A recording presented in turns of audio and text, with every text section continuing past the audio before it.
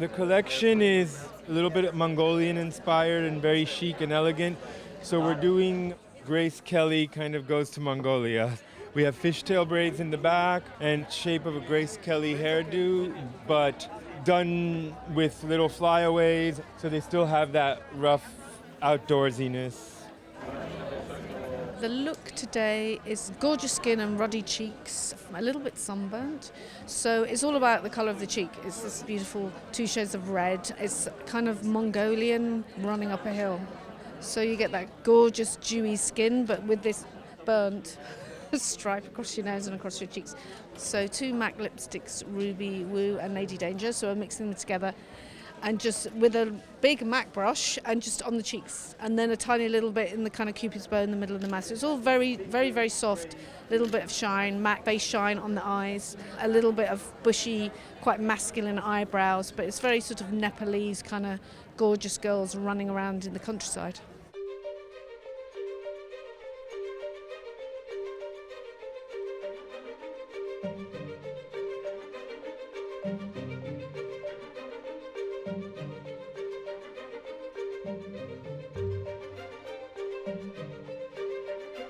Basically, my inspiration was a Mongolian princess that lives in the 50s but in Paris. So there's kind of like this dreamy woman but delicate, nothing too hard.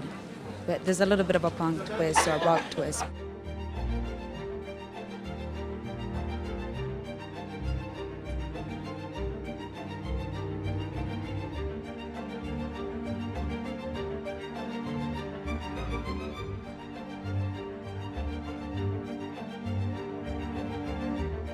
The main concern for me was if you're going to use a theme like the 50s, it was to use modern fabrics. So there's a lot of neoprene and like a scuba, like, you know, the wetsuit fabric. So some of the black outfits that you can't see are going to be made out of all this scuba fabric and then inserts of knitwear and chiffon. And so that makes it a little more modern.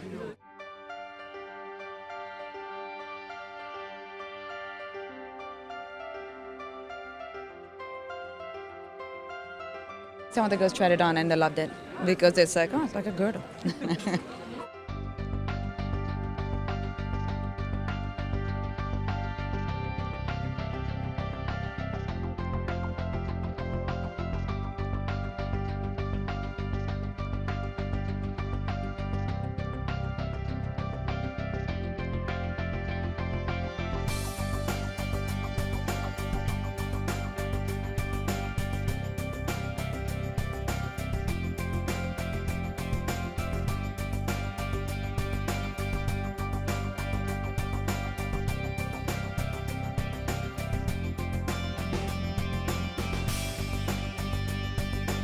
There's a lot of brocades too. It's more like ethnic in general. There's from ikats, you know, from all across the world, getting the ikats and then distorted them from a kaleidoscope like kids.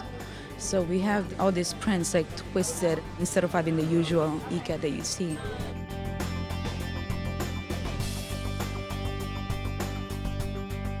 And then the brocades are a little bit more like luxurious fabrics of a princess or a queen.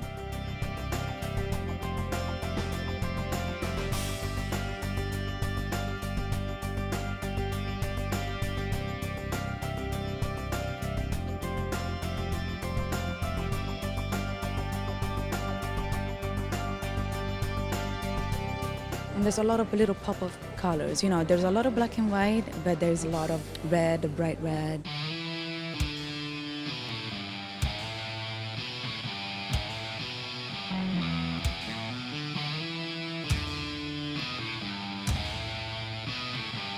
I love feminine women, and I love a tough woman that looks sexy.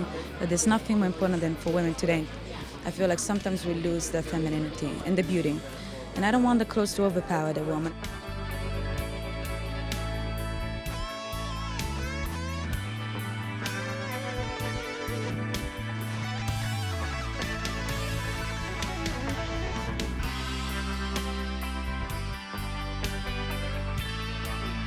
I actually don't work with Mrs. Ferretti, but she's a great woman and one of my biggest supporters, I would say. And it's almost, how many years? Since '84. So it has a huge history. That's the first time that she let someone take over, and it's a challenge. but it's an honor too, and it's such a feminine brand, you know, like I remember when I was a little girl, Alberta Ferretti philosophy was just like feminine, easy. I was inspired by grunge and Stella Tennant and the prints and the prettiness, and that to me was really Mrs. Ferretti in the 90s.